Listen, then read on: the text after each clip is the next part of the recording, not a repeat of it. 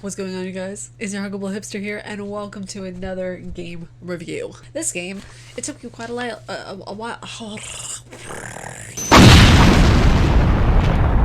This game took me quite a while to get into, okay? It took me quite a while, considering the fact that I really wasn't interested in playing it, number one.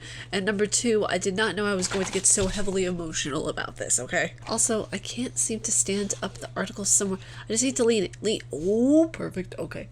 Stay there. Stay there. So, we're going to be reviewing Undertale. Undertale is one heck of a game. I didn't realize how much psychology and how much philosophy would be in this game until I actually played it. And okay, so when did Undertale come out? Let's see, Undertale came out 2015.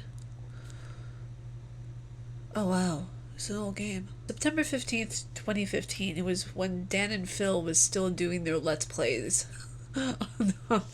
on their gaming channel. Oh boy, that's how old that game is. So this is a journey of the soul that we're going into. Buckle up, alright kids? If you also want to see this article and read it, because I know some of you like to read articles more than you like to see them, and vice versa, you guys can do so down in the description below. I have a link where you guys can find all my articles on my website. So let's go into this journey of the soul, shall we? Where the world is built on chaos, and having good in there to balance it out begs the question, do you need evil to live? Or can we just live harmoniously without ever having conflict at all whatsoever?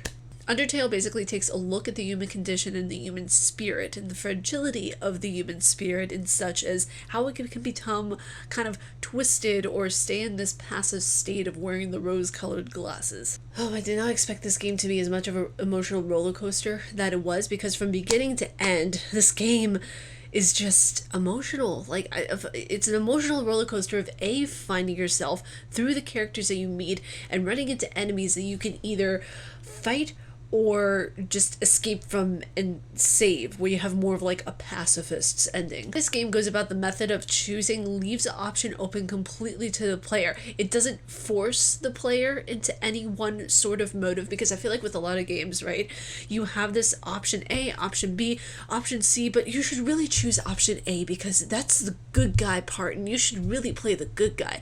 This game doesn't force you to do that. This game leaves it completely open-ended, and I love that it does that.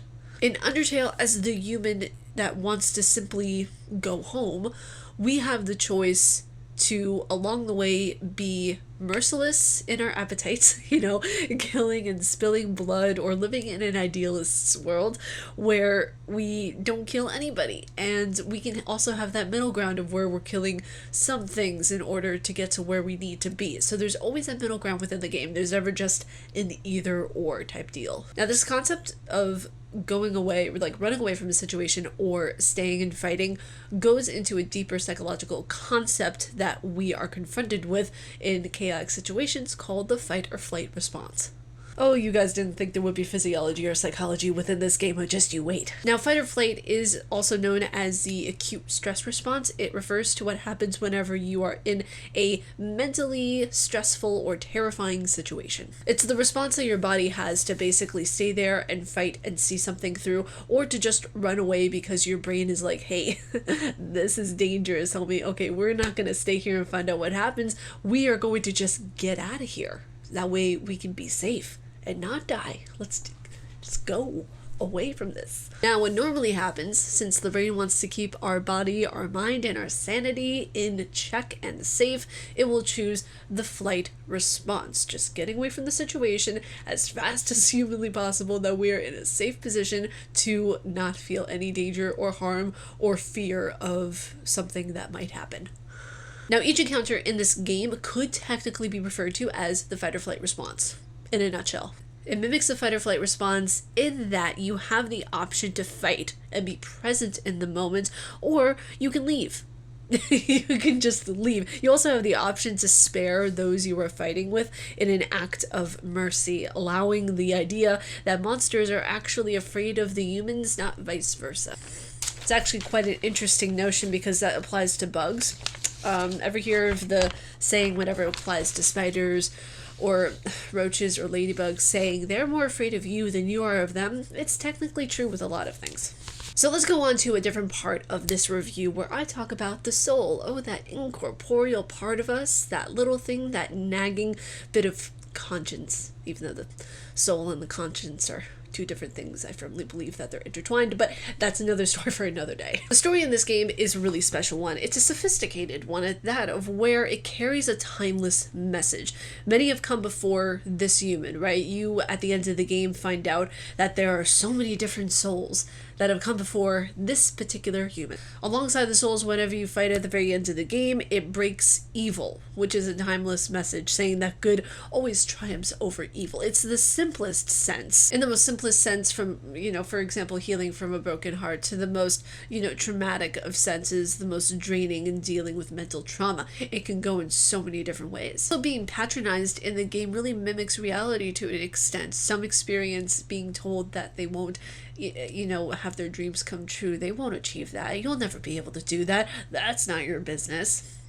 It's a quote Obama. Anything that is unexpected or out of the norm is something that is condemned. It's something that is looked upon, that like, oh God, why are you doing that? Why don't you just get a 9-to-5 job in corpo? Like, oh God. Ugh. People are afraid of the abnormal. People are afraid of the dreamers. That's why this game is so special, in that it gives the message that you can really do anything despite the naysayers. Also in the game, as in life, you will come across those who genuinely actually want to help you and see your dreams to fruition. By the end of the game, I was questioning the story. I was questioning all the different twists and turns, just all of it. It was a really unique experience. In order to cross the barrier into the human world, you have to not only kill Asgore, but have all of the souls obtained, which technically means that you can't enter into humanity, and you can't have a balanced existence without good and evil. You need good and evil to have that balanced existence. You need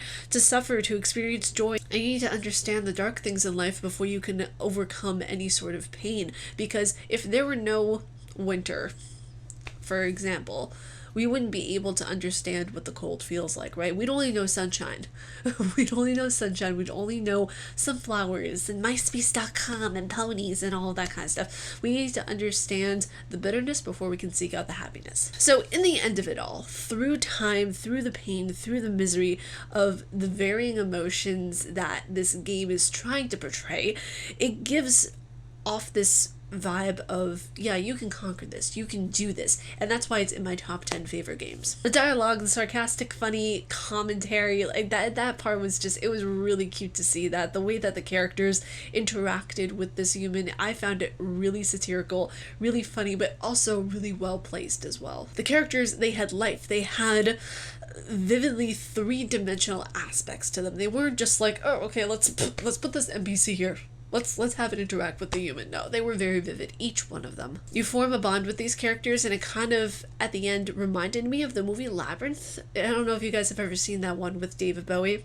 Iconic. It's a classic. Go watch it if you haven't, okay? Grow with these characters as you go along in the game, and it's just so heartwarming to see. Honestly, it really is. I love that by the end of the game, you're growing with the characters as if they were yourself. You understand them the way that you would even understand yourself in a way, So just remember, despite everything, it's still you. But that was my review on Undertale. I love this game so much. The way that the flow of this game was, it had kind of an Aristotelian unity to it. It started in one place and it ended exactly in the same place as well. If you guys know what I mean, you know what I mean. I should probably do a video explaining the Aristotelian unities. My God, that'll be one hell of a thing to go through though. All of my philosophy people, if you know what the Aristotelian unity is, comment down below. Hey guys, that was my video. If you guys like my face and what I do, please be sure to subscribe and hit the bell down below, because I make videos every Monday, Wednesday, Friday, and Saturday. And per usual, stay casually nerdy. I will see you all in the next video. Bye, you guys.